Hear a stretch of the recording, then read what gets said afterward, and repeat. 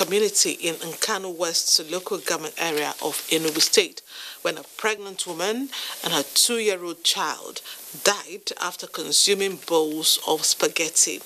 Amechi Pius, who visited the home of the victims, reports that the entire village is in mourning. Atmosphere was calm, peaceful, with roads deserted as indigents of Umoko village, Obe, in Nkanu West local government area of Enugu State were subdued in palpable anguish and frustration over the death of one of their own, Ifeoma Okechukwu, and her 2-year-old daughter. Looking very pale and distraught, the husband of the late pregnant mother of 4, Andy Joshua Okechukwu, told our news crew that he got home from work on Thursday and handed packs of spaghetti to his wife, which he bought from his neighbor who lives next to his flat to prepare for dinner. He said the entire family watched as the mother prepared the food, which the latter ate and retired to bed at about 11 o'clock in the night. At about 2 a.m. on Friday, the next day, he heard a loud cry from one of his daughters and quickly ran to the room where the children were sleeping with their mom. One after the other, he said, they all woke up holding their stomach, complaining of pain. As my wife had fallen down, so I have been holding him. As I hold this one, I hold the other one. Holding me. Before you know it, me myself, I have already slammed, dropped down. I didn't have power again. There is no strength to hold anybody. There is no strength to do any other thing. Then my wife now have already fallen down and hit her head on the ground. So the other ones, all of them just scattered. Lastly, everybody be on his own. Me myself, that place that I fall down, that is where I remain until the morning. Joshua Okechukwu explained that his wife and 2-year-old daughter had died before neighbors came to their rescue. By the time NTA News crew got to the family house, the body of the wife had been deposited at the General Hospital in Agbani, while the 2-year-old was still at home. Others who were in critical condition were also taken to the hospitals in Agbani. While we were at the home of the deceased, 2 of the children were discharged from the hospital, while the 3rd was responding to treatment at this clinic in Ozala. I think something like this has never happened here before now, and we're all surprised. What the police and community leaders of the town will try to unravel in the days to come is the cause of death of the pregnant mother and her child. Whether or not they died from food poisoning, no one has been able to establish that fact.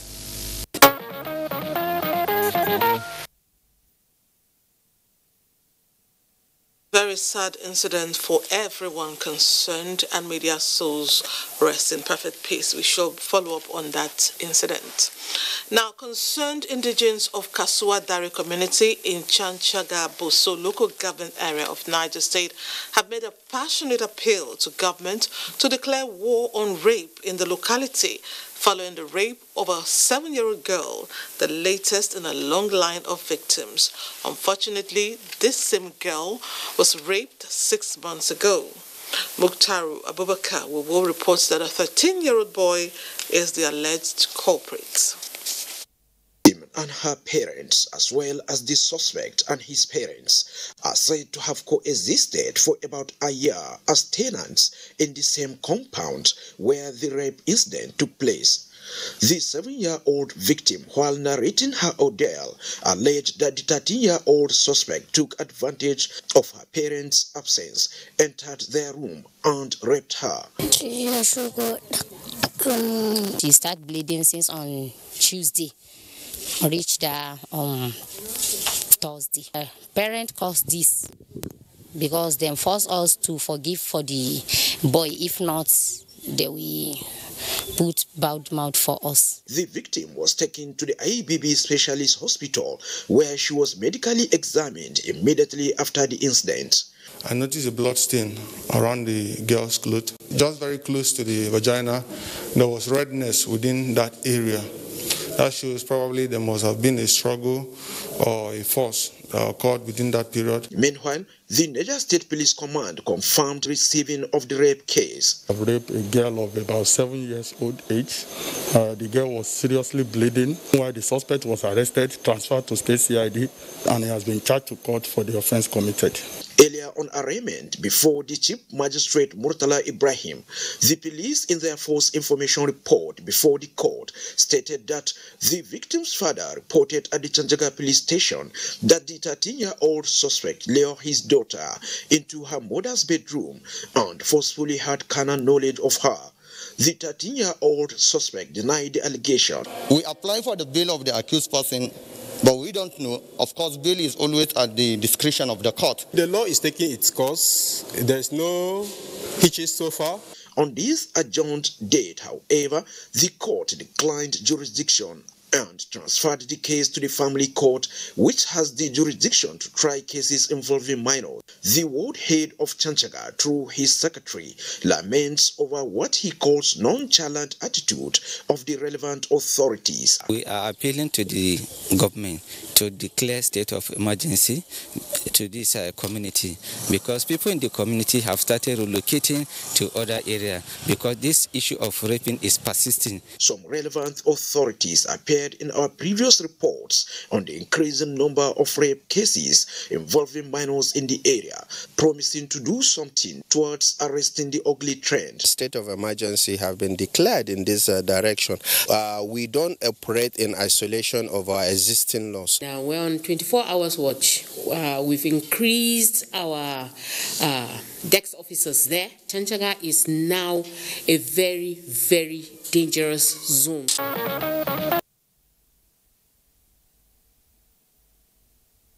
Suwadari needs intervention at this point, and we are watching that place. Like a monster that has refused to fall, cases of rape are being reported across the country in spite of speedy legal actions to stem the tide. Recently, in Ebonyi State, 2 females, Tochukwu and Fidelia, were beaten up, raped and left to their fate.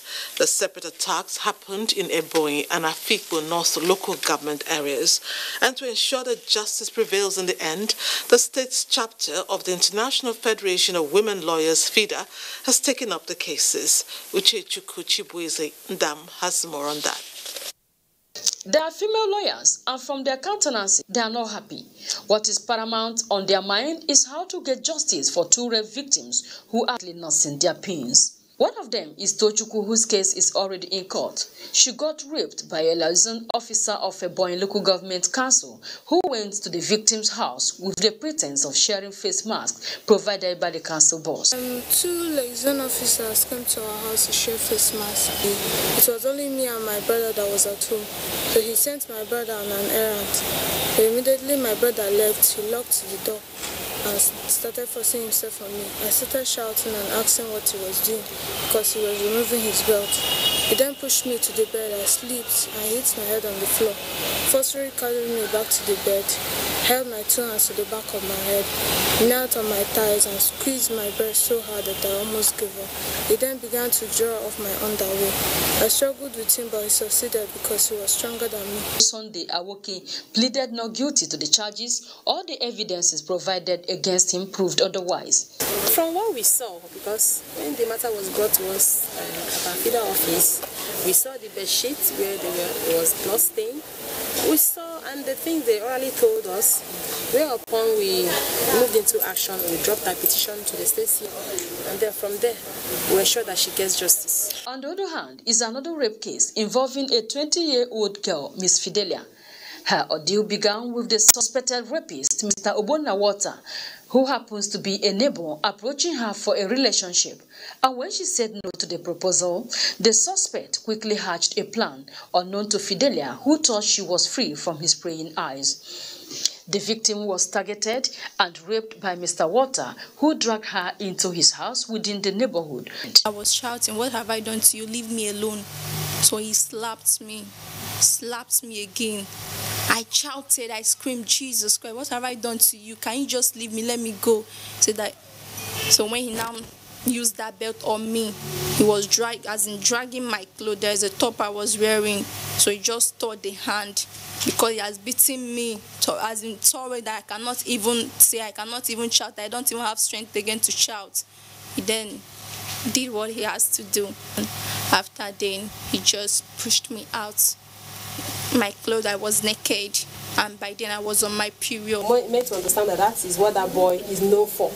That this particular victim was not his first victim, and he was bragging about it. Effort is being made by security agencies to apprehend Mr. Walter, who is currently at large. It is hoped that Miss Fidelia will soon get herself back and be discharged from the hospital.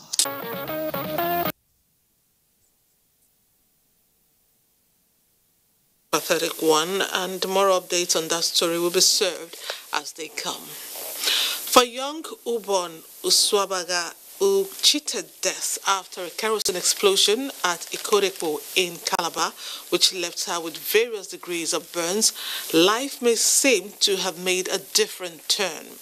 At the moment, the 12-year-old is currently receiving treatment at the University of Calabar Teaching Hospital and is in need of aid from kind-hearted Nigerians. Cecilia Itim, who has been following the incident where 4 family members died in the explosion, has an update. Monday, 24th August 2020, had a dark cloud over the family of the Eswabangas when a kerosene explosion sent the breadwinner, Elder Eswabanga, and 3 members of the family to their untimely graves. Presently, the wife of the deceased is yet to come to terms with the reality of the deaths of some members of the family. Little Ubong Eswabaga, who narrowly escaped death but with serious injuries sustained, recounts how the incident occurred. As I put the kerosene inside the lamp too, before I knew it, the thing exploded. Because that's not the first time that I've did like that too. The thing exploded and I ran out very fast. Hoping that the life of little Miss Ubong Eswabanga returns to normal soon, Elizabeth Agabi, who is administering treatment on the victim of the fire incident, is soliciting for assistance and sets little Ubong up and running again. I will appeal to the good-willing Nigerians to come and assist, but what cause, as it is now, they don't have much. Financially, they are not strong enough to be able to foot the bills, buy the drugs and the dressing material we need. It may interest you that while people are calling for the non-adulteration of kerosene to avoid explosions, Little Ubong offers advice. I'll say let nobody use kerosene again, because now I don't know that they are mixing kerosene with another thing. At the moment, Mrs. Esther Iswabanga is taking refuge at the Presbyterian Church, Ikorekpo, Calabar, after her building at the same venue was razed by fire caused by kerosene.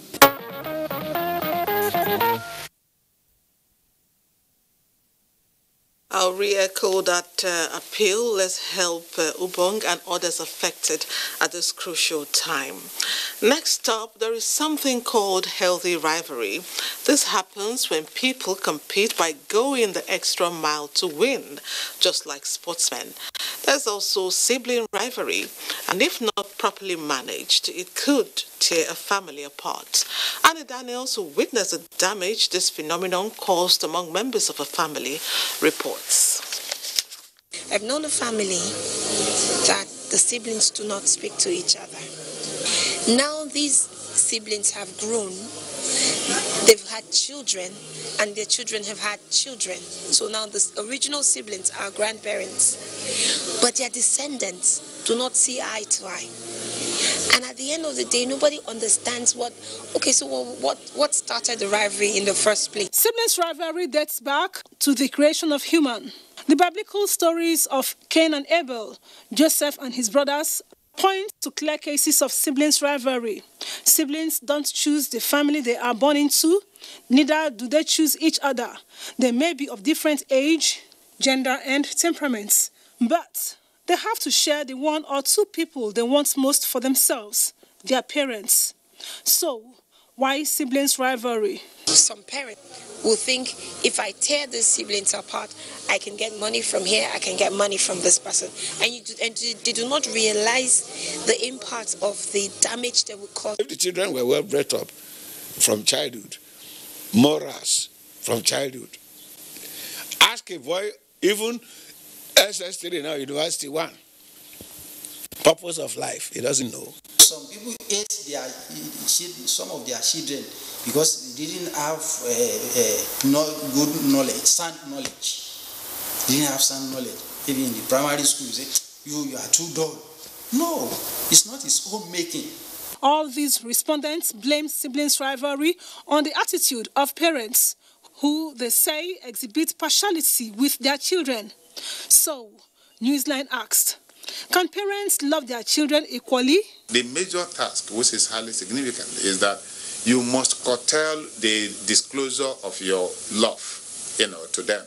Most of them, they will have and they will look their parents suffering because they will put it in mind that Mama did not do this when he's supposed to do it. And I suffer till now. Now that I have gotten something, I will not help Mama. And for children who feel hurt as a result of parental partiality or abandonment, these respondents have soothing words and advice. In Islam, whether your parents are good or not, it is your own duty and your right to take care of them at the old age. You cannot say because your father was very wicked, therefore you say you'll be wicked. He should know better than the father now. The father did all those things in ignorance. He himself now should listen to the words of wisdom. The following are tips on how to avoid siblings rivalry. Avoid situations that promote guilt in siblings. Don't dismiss or suppress your children's resentment or angry feelings. Each child feels it is unique, and rightly so. Yes, siblings can create stress, but when handled with fairness, the child will gain knowledge that will be valuable when he too becomes a parent. The verdict is in. Parents must identify rivalry among their children and nip it in the bud before it gets out of hand. I'll pause a while for some messages. Join us again for more.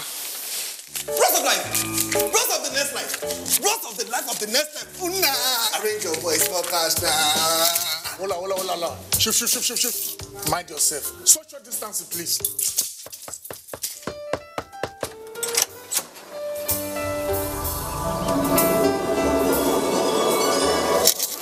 We observe social distance in this house.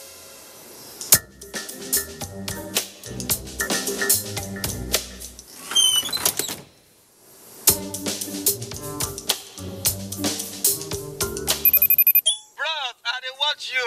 Maintain your social distance.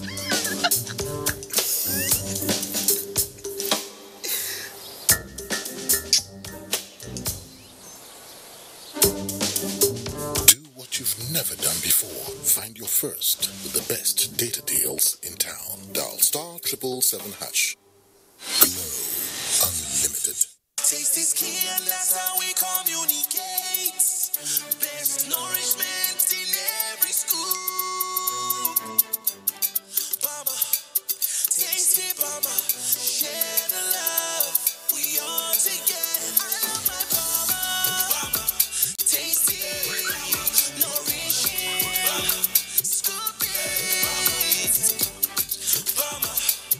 Barmer, best scoop of tasty nourishment. What you need to win on virtual sports betting? Just one thing, your smartphone and the 1xBet website. Place a bet on 1xBet. It's very simple, just one click. And remember, at 1xBet, virtual becomes real. Enjoy watching the game, see your bet win, and then get real money from bets. And enjoy every victory. 1xBet. Virtual games, real wins. In these uncertain times, one thing's certain. We're in this together. So Clean Protect, the antibacterial detergent that removes 99.9% germs while it cleans. Because germ-free clean is the real clean that we all need. Do your best to protect your family. So Clean Protect.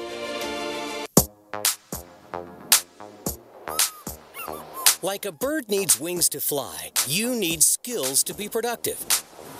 No matter the level of your education, ITF can train you to acquire skills in areas like mechatronics, metal machining, facility technology, electronics and computer networking, information and communication technology, ICT, culinary art, and agriculture. Acquire a skill and transform yourself from being unemployed to becoming even an employer. Be a valuable Nigerian youth. Say no to unemployment and poverty. I'll spread my wings and fly so high. I'll reach for the stars, yeah, it's time. Industrial Training Fund, developing the nation's human resource. NTA News 24, a 24-hour news station, brings to you news and happenings 7 days a week. News at 10 a.m., news update at 11 and 1 p.m. News desk at 3 p.m. and 6 p.m. and late evening news at 11 p.m. Follow us on any of our platforms and keep abreast of events and current affairs within and outside our shores.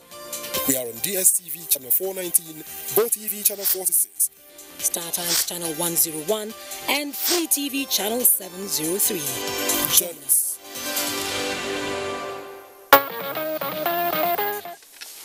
Let's savor some fabulous moments now. In Nigeria, names are considered impactful, which is why many factors are considered before a baby is given an identity. The widespread belief is that the name of an individual could make or mar their destiny. For instance, in Edo State, the Benin tradition demands that a child is named during a cultural ceremony, and this is more profound in a royal setup. For a feel of this sacred event, let's join Ogochukwu Kaona, who witnessed the recent naming ceremony conducted by the royal family of Benin Kingdom.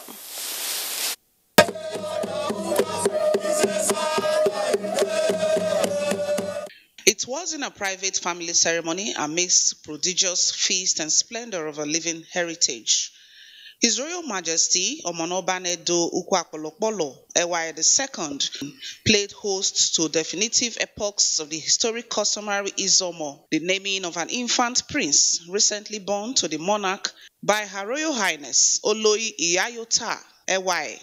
It is the first birth to the king since his ascension to the throne on the 20th of October 2016. The first male child born after the Oba is crowned is very, very important and very unique in our tradition. The rites of the naming of the prince commenced with the handing over of the prince to his father by his mother, and then the rendition of a special song to underscore her emotions.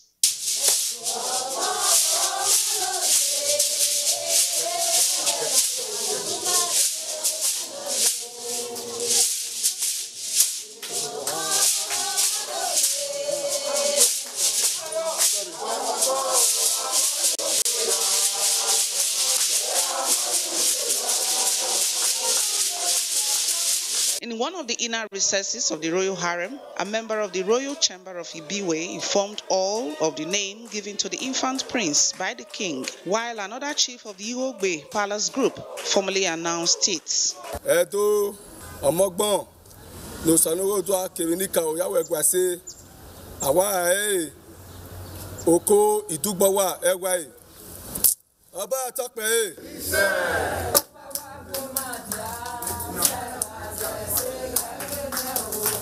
Idugbowa, when fully spelt, is Eri Dugbowa Noba. It means, by the command of the Most High God, the spirits of the royal ancestors have established prosperity, good health, and wealth for the Oba. Idugbowa is bringing happiness, is bringing joy, is bringing something new to the kingdom, which will benefit all of us. The Oba then prayed at the ancient altars of his forebears at Ugaroba, the ancestral hall, to dedicate the infant prince to the Almighty God and the great royal ancestors. and of course, the grandness of the royal dance steps to climax the series of rites.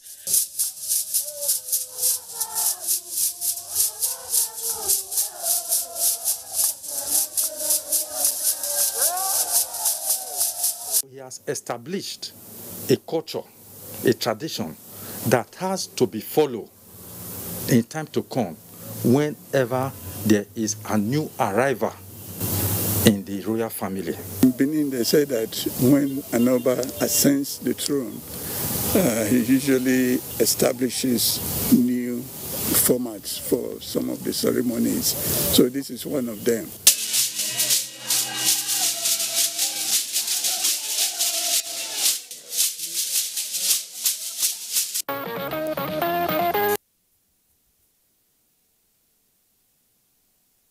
Can't help but say Obaga Tokbe is and I know you enjoyed that superlative naming ceremony from the cradle of black civilization. Elsewhere, the ancient town of Bidda was agog with pomp and pageantry as it played host to the 15th Emir of Kano and Chairman, Kano State Council of Traditional Rulers, Alhaji Aminu Ado Bayero, on a one-day visit. Overwhelmed by the reception accorded by people, the visiting monarch breached protocol as he alighted from his official vehicle to walk for about 5 kilometers to the Wadata Palace Bidda to enable the unprecedented crowd have a glimpse of him. Jones Ajayi tells us more about the historic visit.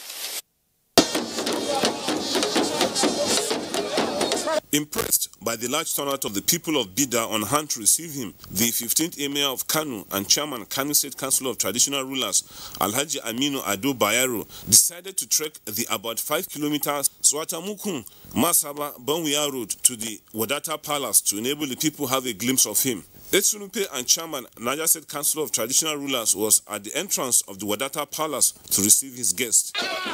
The visit will also strengthen the existing tie between the two emirates. Alhaji Aminu Ado Bayero prayed the Almighty to continue to bless the Etsunupe and grant him good health and wisdom with which to pilot the affairs of his domain. Esu Yaya Abubakar appreciated the Emir of Kano for the royal visit and expressed the hope that such visits will be a continuous one.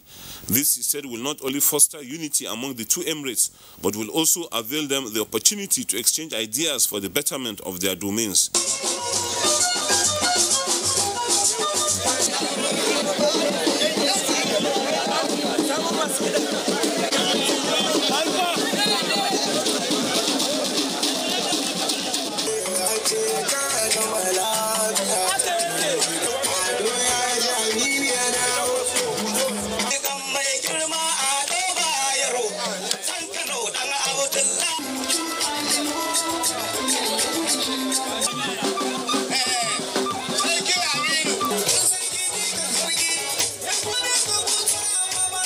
Emir of Kano, Alhaji Aminu Ado Bayero, thanked the Etsunupe for the warm reception and expressed the hope that Etsu Yaya Abubakar will also pay a similar visit to Kano.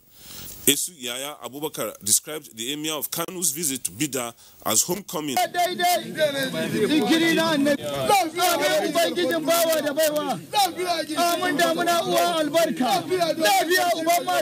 The Emir of Kano was also at the residence of the former military president, General Ibrahim Babangida, and that of former head of state, General Abdulsalami Abubakar, on a private visit. Here to pay my respect to them, to pay my regards to the people of Niger generally, and to thank especially the former head of states for the contribution they made in this country. Here with General, we all know he was the backbone of what we are enjoying in democracy now. So he deserves at least a thank you. And of course, the former head of states, we all know his contributions to Nigeria and Kano in particular. I wish him well as he settles down on the throne, and may peace reign not only in Kano State, in Nigeria in general. For most observers, this royal visit of the Emir of Kano has opened up numerous opportunities of cooperation among various emirate councils in the country.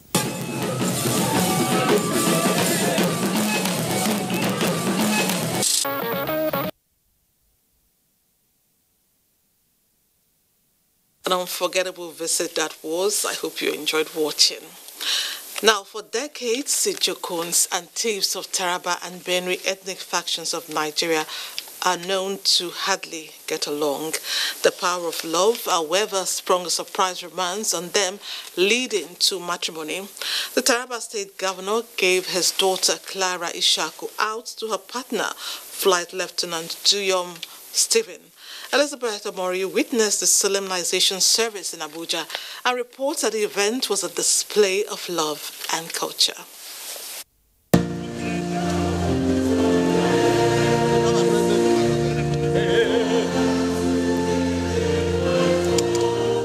The immeasurable joy of a father giving out his daughter in marriage. I, Stephen Doyle, thank you, Clara. Thank you, Clara, Kyrie, Bishop. Be my wife. Be my wife. I honor you. All that I have, I give to you. And all that I have, I share with you. Within the love of God. The Father, the Son, For the bride and groom, their long-coming high school friendship today takes a new path for a lifetime journey. The officiating minister enjoined the lovebirds to respect their vows and make God their pillar. She's very caring, selfless, and loving. And I have 100% confidence that I'm going to be well taken care of. And likewise, I will take very good care of her. Done taking their vows, the couple signed the dotted lines and joined their family and friends in Thanksgiving.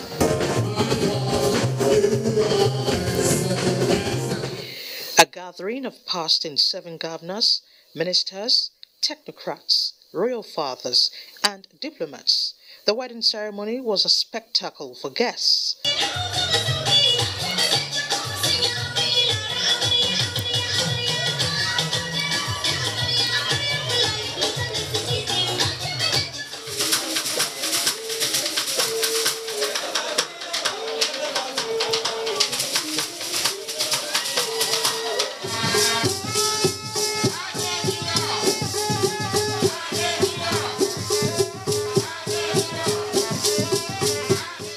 And the couple made the moments even more memorable.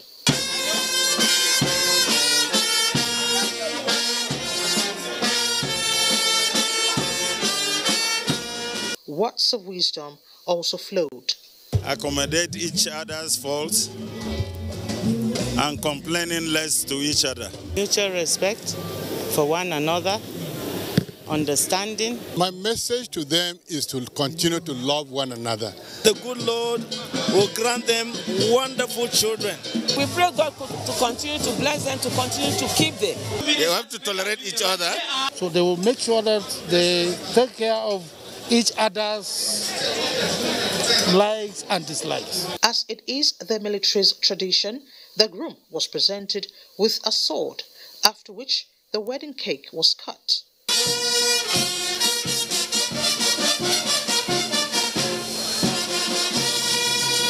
Typical of weddings, the couple, their family members, friends and well-wishers took to the dance floor.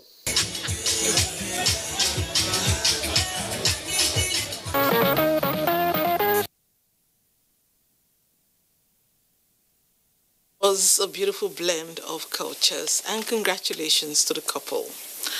It was an emotional reception for a Zamfara-based Islamic cleric who stars Ibrahim when he returned home after spending more than 3 years standing trial in Saudi Arabia.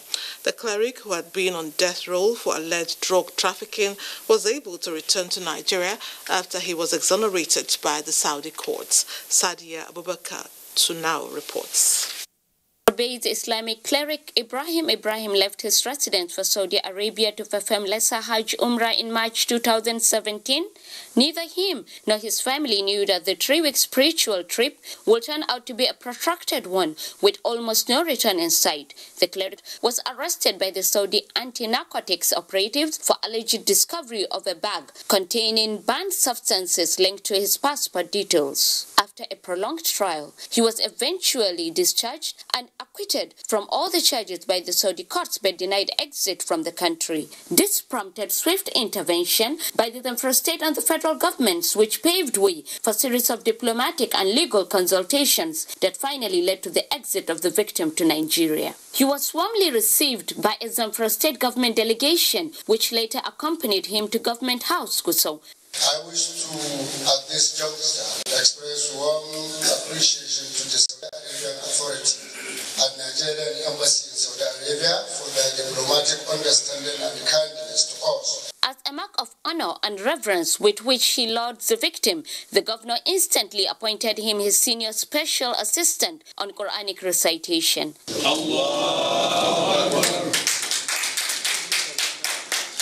It was an emotional reception when the cleric arrived in his Islamic school and residence, Zawiya area Gusau, which he had left about 4 years ago.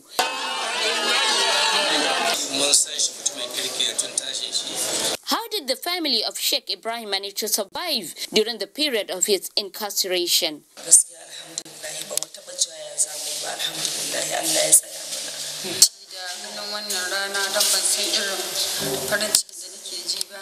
Delegate ma a ce an ta delegate daga Najeriya an tafi don shari'arka wani abu ne wanda ni kadai taba ganin haka. On the positive side of the unfortunate incident, the victim said he had been able to read and memorize some Islamic books during the period of his detention, which have significantly improved the level of his scholarship.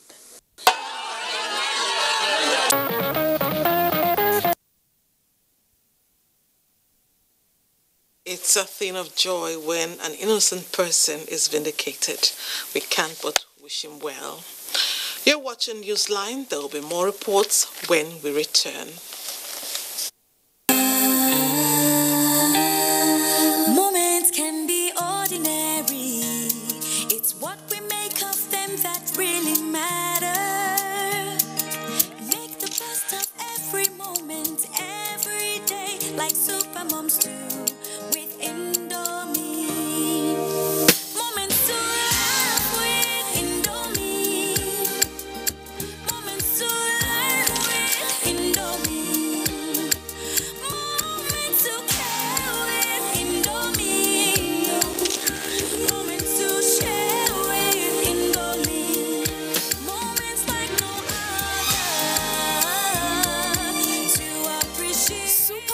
Create special family moments with your love.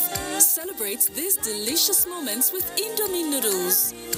Indomie noodles, tasty nutrition, good for you. Your hogs are a comfy place for dropping in, for lazing around, and hanging out. So we've designed our hugs to be just as comfy, with a super-absorbent cord to lock wetness away, and a soft, flexible waistband. Our most comfortable diaper keeps baby comfy at every angle. We'll never stop finding new ways to hug more like you. Huggies, your hugs inspire ours. What you need to win on virtual sports betting? Just one thing, your smartphone and the 1xBet website. Place a bet on 1xBet. It's very simple, just one click. And remember, at 1xBet, virtual becomes real. Enjoy watching the game, see your bet win, and then get real money from bets. And enjoy every victory. 1xBet, virtual games, real wins. Is it the way that you look at me? Or the ways that you make me feel? 'Cause I just wanna get indulged. I just wanna feel so overwhelmed with your touch and taking me all the way to the moon to get indulged. This is for the best. My inclination never feels sweet though. I just love it for it. It's indulging. Let us go. Setting the mood right here we play. But you can make me a dream. Zero quality cafe liquor. Classic, strong, satisfying.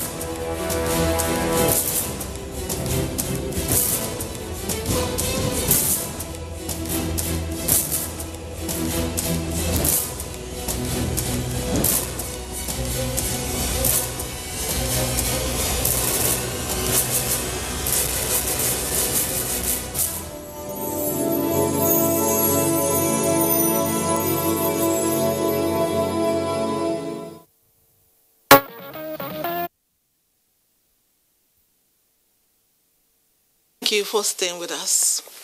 There are specific occupations that are considered exclusive to men. However, some women are venturing into such fields with impressive results to show. Chinyere Fesio Koye encountered two young ladies in Oka, the Anambra State capital, who are breaking ground in a male-dominated profession in spite of discrimination and intimidation from several quarters. Men are created differently with certain things that are exclusively preserved for them, just as there are certain things that women naturally have exclusive monopoly over. However, there is an adage that what a man can do, a woman can do better. This saying becomes a truism in some seeming male-dominated professions where women have carved niche for themselves and excelled beyond imagination. A 23-year-old young graduate of Religion and Human Relations from Nnamdi University, Oka, with poor financial background, Amarachi Okafo, a professional house painter who also runs a car wash business and owns a laundry, among other chains of businesses, caught my attention when I saw her with her female-dominated crew in action in Oka, the Anambra State capital. This young girl, who already has over 30 employees, speaks on her passion and motivation to becoming an entrepreneur and contribute her quota towards job creation. When I ventured into painting, and I realized that it's in our society a male-dominated field and career, that so many women are very scared and don't have the courage to go into it. So I took it upon myself to go into painting. Yeah, painting has been beneficial to me financially and intellectually, and I learned the skill from Arashi. She's very passionate about what she's doing. They're rounding off their projects here in ABST, and we are very satisfied, with the work they've done. Having been motivated to look out for women in male-dominated professions, our camera lens also caught up with another young girl in her 20s in Oka, who earns her living as a barber. Many people do not believe that I do barb, mostly men. So if they came here, they will refuse for me to touch them because they do not believe that I can do it. For the first time, I'm seeing a lady who is actually involved in what men pride in, that is cutting hair, barbing. And I'm so shocked by what she has done now. It's quite impressive. Ever since she starts cutting my hair, I saw a lot of difference. They urge the youths out there, especially those in the labor markets, to discover their creative potentials and talents and use them judiciously, as government cannot do it alone. Life, they say, is what you make out of it.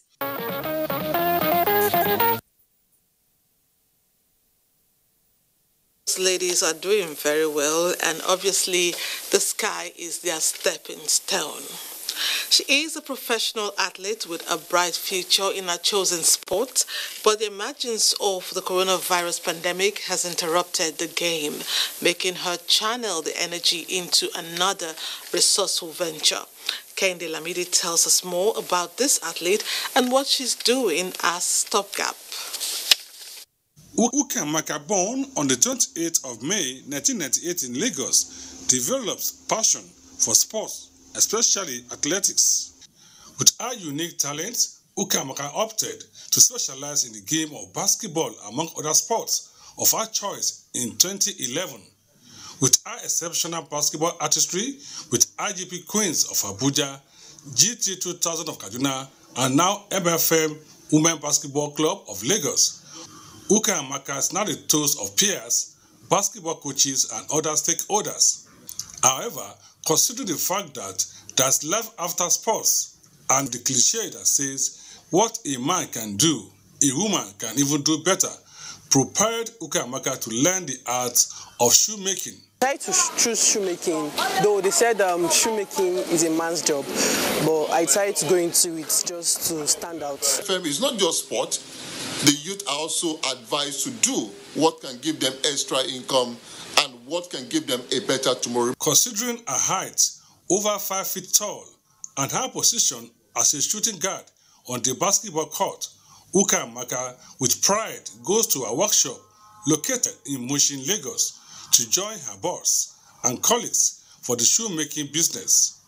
With dexterity, she draws the designs, cuts the leather to specification of the textures of the shoes she wants to make. She said the lockdown due to COVID-19 was an added advantage to her adventure to the shoemaking industry. It's been a wonderful experience. You know, when you are evolving, two things you love doing so much. Though it may look difficult to some people, but to me it's not. I combine both nicely. When we are off season, I come to my workshop, have more time for my clients, and when we are on season, I take excuse from my boss and go focus on basketball. So I combine both nicely. They are not disturbing me. Who is Uka Amaka to her boss, colleagues, and clients? Uka is my apprentice and he's doing good. Since the day he joined me, he's doing good. Great. He's a disciplined person. She doesn't, and she's quite playful with some of us that are close to her. You get. So far, I've made a lot of shoes from her, which I've never had any complaint from her. Uka Amaka's attitude to life again re-emphasizes and speaks volume of the cliche that says, "Make hay while the sun shines."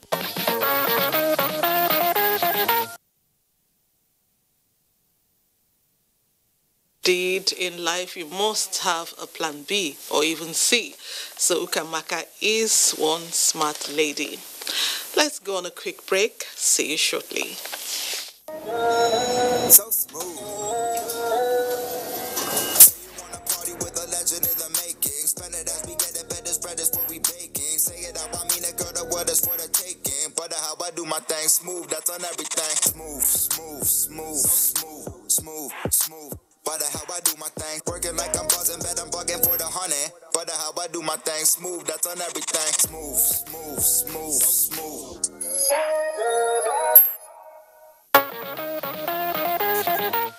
Schools in the FCT, like everywhere else across the country, have opened to students in certificate classes.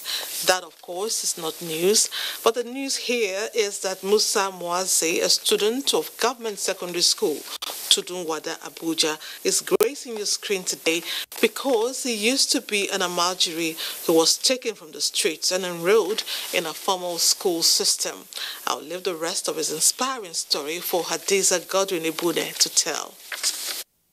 Public places like the library is not yet opened to the public.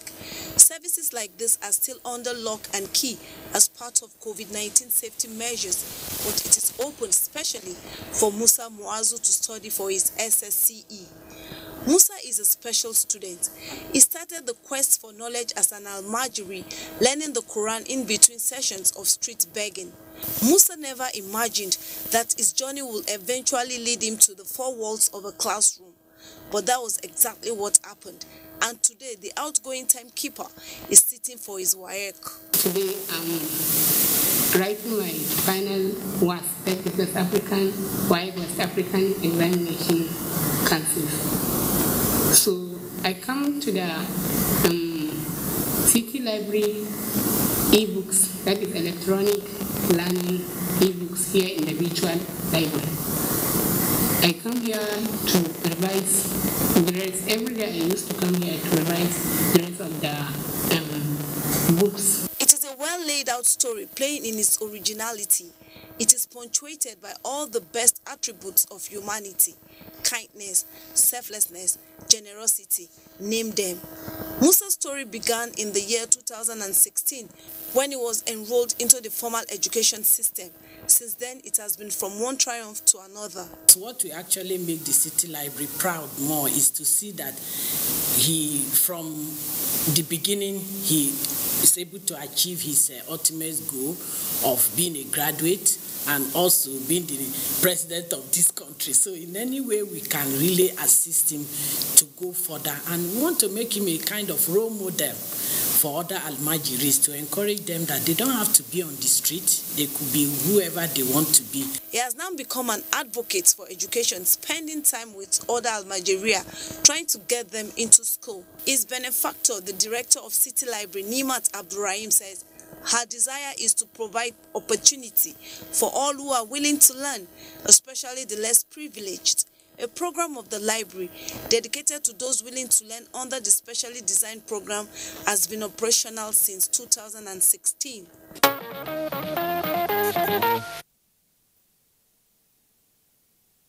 I know many are inspired to help other Musas out there. Please do. Now, you may have been taught about the famous merchant King Jaja of Opobo in history class, or probably heard about his greatness somehow. In case you didn't know, his hometown of Opobo still exists. Ifoma Aihoje, who was assigned to cover a funeral in that historic place, could not help but revel in its uniqueness. Please relax as you enjoy the sights and sounds. NTA News crew was assigned the duty as usual, this time to cover the funeral of Sir Isaac Jaja at the Accra Jaja War Canoe House, Opobo Kingdom. Before now, I only read about this area in history books. On arrival, the ancient city is every inch unique. From the traditional gate that greets every visitor arriving the city through the Atlantic Ocean, to the peculiar architectural design of the buildings in the area, and even the serenity of the environment, the NTA News crew was propelled to go beyond reporting the funeral to exploring the beauty of Opobo Kingdom, its unique attributes and traditions. Opobo people, they are hospitable people. That's why everything you see here goes with some level of happiness, joy, and all that. The unique things about Opobo Kingdom is that it's a peaceful place. It's a place where anywhere you come from, we welcome you. We even love visitors more than ourselves. Another unique thing is that every home in this kingdom has a gateway, small roofed passages connecting family houses, and in the middle of such gateways is a crossbar on the floor, which those passing are forbidden from stepping foot on, as a mark of respect for the high chief of a particular compound, popularly referred to as a war canoe house. Yours truly almost broke the rule, but for the reactions of the villagers, which saved me the sanctions that follow. We value our tradition here in Opobo. You can see that all those things are well affected and our system here. The Opobo Kingdom has a great deal of tourist attractions, and interestingly so, items from the European trading partners are still in use here very many years down the line. This is a bell that the British handed over to the King Jaja of Opobo, and up till today, this bell is still being used in the kingdom. Whenever the bell goes, everyone in this kingdom knows there is a reason to gather. Whenever you ring that bell, anywhere you are in this kingdom, you will know that something has gone wrong somewhere. So you must come out to know why. A lot of tourist things here that makes you feel at home. The monument is there. The second imported church in this country was located in this land. Our trip to the Opobo Kingdom could not have been complete without a visit to the palace of King Jaja of Opobo, if not for anything, to enjoy a feel of the royal air. This is the palace of King Jaja of Opobo Kingdom. This particular palace you are seeing here is the new palace, while the one you are seeing there was where the main King Jaja of Opobo settled. Whenever you hear about the Opobo Kingdom, this is the monument of the man who opened this kingdom, the King Jaja of Opobo. The merchant prince who earned freedom from slavery, dominated his territory, was exiled to London and died en route back to Opobo. Quite exciting and interesting to experience history. So when next you plan a holiday, do consider Opobo. You'll sure enjoy the serenity and beauty of this ancient city.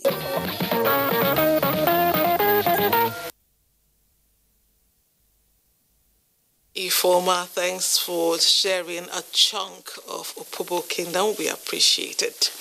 That's our program tonight. We love you for watching. Until I see you again on Sunday, I leave you with this.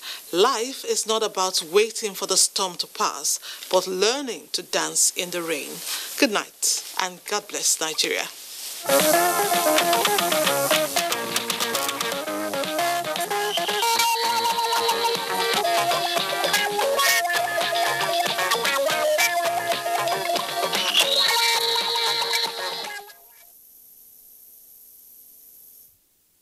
www.nta.ng. For live streaming, visit www.nta.ng/live. Now, you can stay updated on the go, be it on your TV, iPhone, laptop, or iPad, or download the NTA mobile application from your Play Store or App Store. NTA, you can beat the rich.